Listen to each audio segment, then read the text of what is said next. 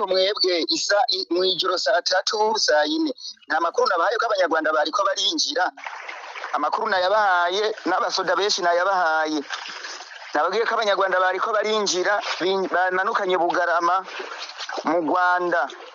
Abatera nkota RDF binjiranye mu Bugarama. Arabasoda benshi bamanuka inyuma ya station y'Ubugarama bagenda biseguye umusozi baca bambukira mu Kamanyura.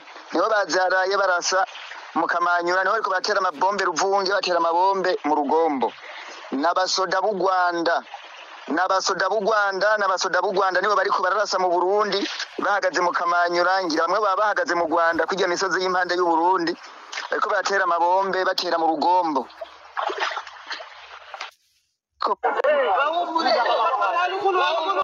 Leta y'u Burundi rero imihejeje gusohora itangazo rikomeye cyane bavuga ko ibintu bikomeye biriko birabera ngaha mu gihugu cy'u Burundi, ko binjiye mu migwano, binjiye mu ntambara zeruye.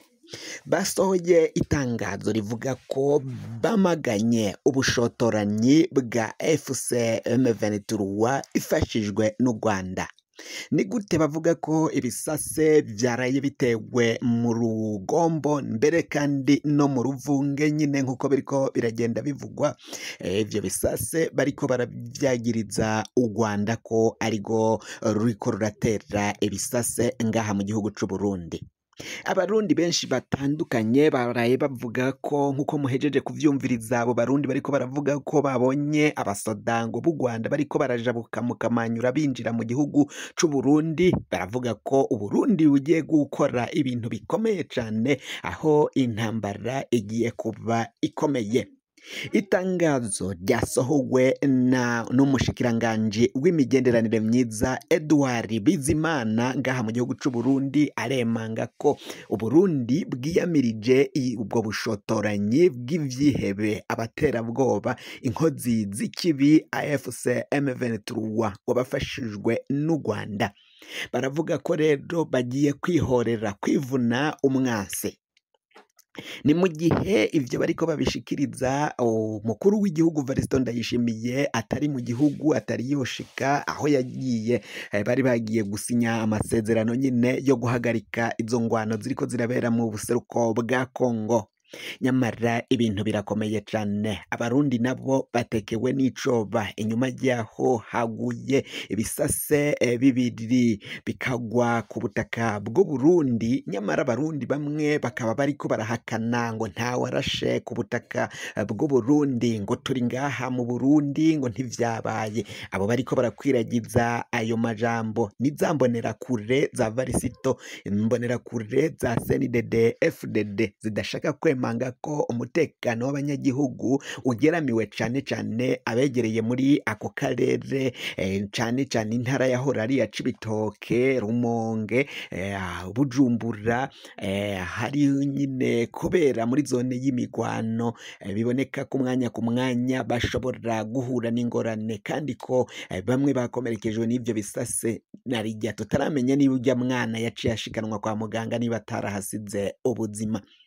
Ibintu birakomeye cyane, n'ingorane zikomeye ibiriko birabera muri izo ngwano.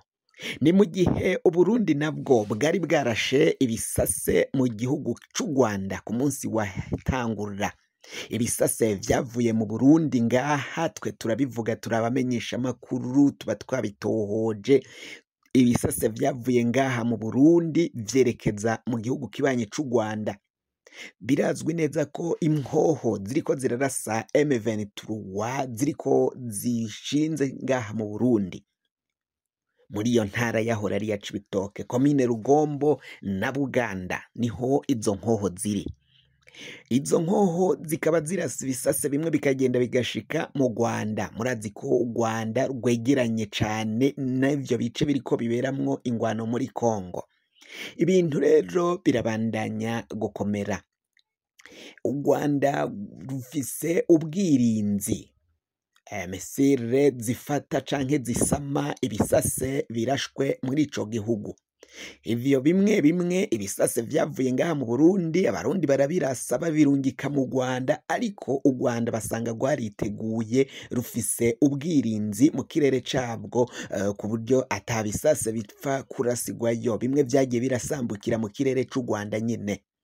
Ivyo vyose bikaba ari ubushotoranyi ahubwo bwakozwe n'igihugu c'u Burundi, naho bariko baravuga ko ngo AFC M23 ariyo yakoze ubushotoranyi ku Burundi mu kurasa ibisase ngaho mu Rugombo. Ni ingorane zikomeye cane, ikigiye gukurikira ico bikoze biraboneka ko umwanya ku mwanya bashobora kugwana, hashobora kuba ingwano zikomeye cane. Tuvuye muri ayo makuru y'ingwano nkuko biriko biragenda bivugwa, nkuko vyashikirijwe na Pacifique Nini Nahazwe, aravuga ko umujenerali muri Lieutenant Colonel yaratwaye igisoda ngaho muri Kongo nyine, yaratwaye ingabo z'u Burundi ngaho muri Kongo, biravugwa ko nawe yaguye ku rugamba, yishwe arasiwe ku rugamba nkuko biriko biragenda bivugwa.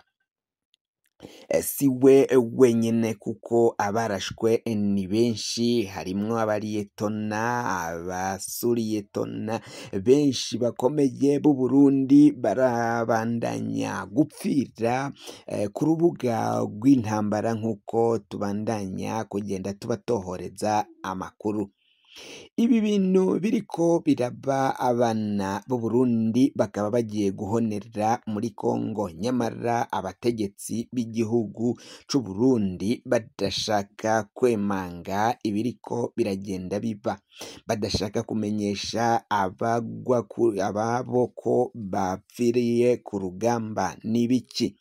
Lieutenant Colonel Atanazi Minani wari umuyobozi wa batayo ya 8 y'ingabo z'u Burundi ziri kugwanira muri Repubulika Iharanira Intwaro Rusangi ya Kongo, yishwe n'umutwe wa AFC M23.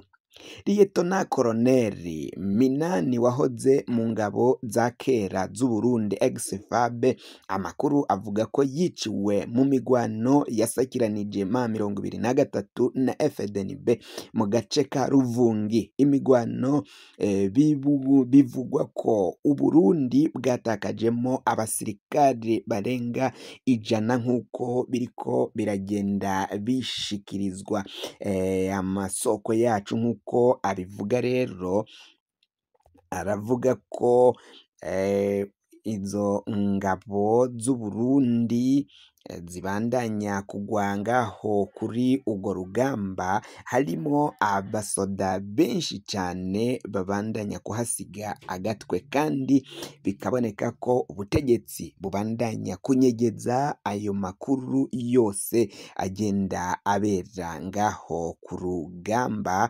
abera ku rubuga rw'intambara nkuko amakuru ariko aragenda abishikiriza. Benshi bakaba babandanya kwibaza imvo igisoda c'u Burundi kitamenyesha ababo. Urupfu rwa Lieutenant Colonel Atanazi Minani, amakuru dufise avuga ko rero iyi ntwazangabo yishwe mu ijoro ryo kuwa 4 isaha 5. Bivugwa ko yatewe igisasu hakoreshejwe drone, maze igisasu gihitana komanda wa batayo be n'abasirikare 3 bajejwe gucungera umutekano wiwe. Iyi batayo y'8 ni muzigize Tafoke, ni ukuvuga ingabo zagiye gufasha FARDC kugwanya M23, yakorera mu gace ka Rubarika. Muri M23 iherutse kwigarurira kano gace, irirukana ingabo zose z'u Burundi zakabarizwamwo. si batayo ya munani yariyo, ahubwo havugwa brigade ya gatatu. Muri RDC hariyo brigade zitandatu z'Uburundi. Amasoko dufise mu gisirikare c'Uburundi avuga ko abasoda ba brigade ya gatatu bahunze mu Rudavagi, nta wajana n'uwundi, bagiye bahuzagurika, umwe yirukayo atungwa nayo yameze. Umukuru w'iyo brigade Lieutenant Colonel Ladislas Singirankabo co kimwe n'abandi basoda biwe bashitse ejo ahitwa Ruvungi bahunga. Hari abagisanzaye mu mashamba barondera uko boshika mu Ruvungi. Mu Ruvungi naho mugabo muri kino gihe ibintu birakomeye cane, kuko Kamanyora, Sangi, Ruvungi, ahantu hafi ya hose ibibazo n'ingorane zikomakomeye cane. Ntitwashoboye kumenya ko Lieutenant Colonel Atanazi Minani yarashwe ariko arahunga, canke ko drone yamusanze ku cicaro ca batayo yiwe, ariko yarasiwe mu Ruvunge, we niho yarasiwe.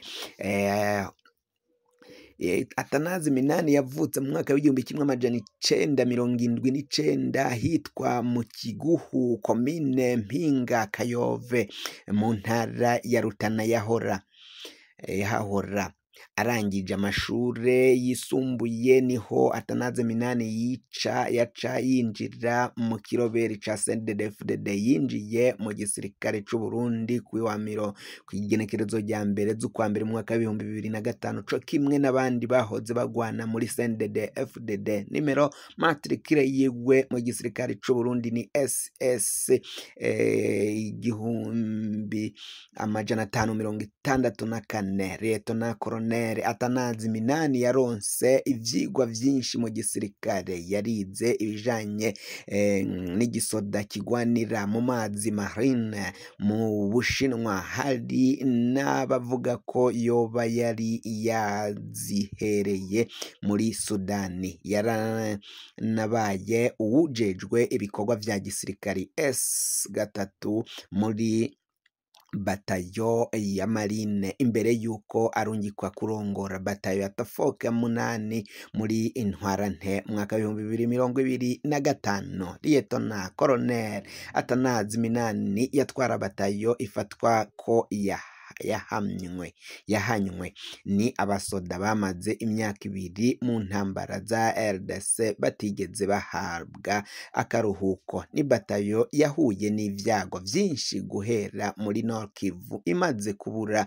abasoda benshi, nkuko mubizi bagiye bakubitwa bakiruka kuva muri Nord Kivu za Goma bakamanuka bakagera Bukavu, naho bagakubitwa bakiruka bagahunga bakamanuka bakaba bari mu bice vya Uvira hafi na Bujumbura. Abamuzi batubwiye ko Lieutenant Colonel Atanazi Minani yari intwazangabo iciye ubwenge, kanatsinda ari mu ntwazangabo zike zavuye muri CNDD-FDD zinjiye zarahejeje amashure yisumbuye. No mu kibano ciwe ngo yari umuntu mwiza. Kuva ejo ku rugo rw'umuhisi ruri aho bita mu Matafari muri quartier Nyabagere ya zone Gihosha, ikigandaro caratanguye nkuko abanywanyi babitubwira. Ibintu birabandanya gukomera cane. Abandi bapfuye ni nka Lieutenant Elvis Nahishakiye avuka ku mutumba wa Migera, agacimbiri gikatanyi muri komine Vyanda yahora mu ntara ya Bururi yahahora. Benshi mu batwandikiye bamuzi kuri Lycée Kiremba Sud aho yize amashure yisumbuye. Bose bamuvuga nk'umusore aciye ubwenge yakunze gutorwa mu burongozi bw'imihari nka Muvoma Saver.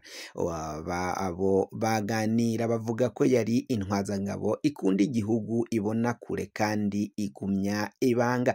Letona Elvis Nahishakiye yari intwazangabo mu gisirikare c'u Burundi, promosiyo ya 49 iskamu, yari amaze umwaka muri RDC, yaronse ipeti rya Lietona muri Mukakaro uyu mwaka. Ibintu birabandanya gukomera cane, ibintu ntago vyoroshe ibiriko biragenda bibera ngaha mu gihugu cacu c'u Burundi. Biboneka ko umwanya ku mwanya bihava bitera izindi ngorane. Wafyonda subscribe niba ukoresha ururimi rw'icongereza canke niba ukoresha ururimi rw'igifaransa, urafyonda sabone, hama uracuja ngaho iburyo ufyonde no kwa kano kameze nk'agakengeri. Amakuru, ibiganiro dutohoza umwanya ku mwanya bizoja bigushikira aho uzoba uherereye hose kw'isi. Mwe mwahejeje gufyonda subscribe kandi tukaba tubakengurukira cane, muri abo kubahwa. Amakuru yacu nakagaruka, nagahwane, ndabikebanuye, naho ubutaha.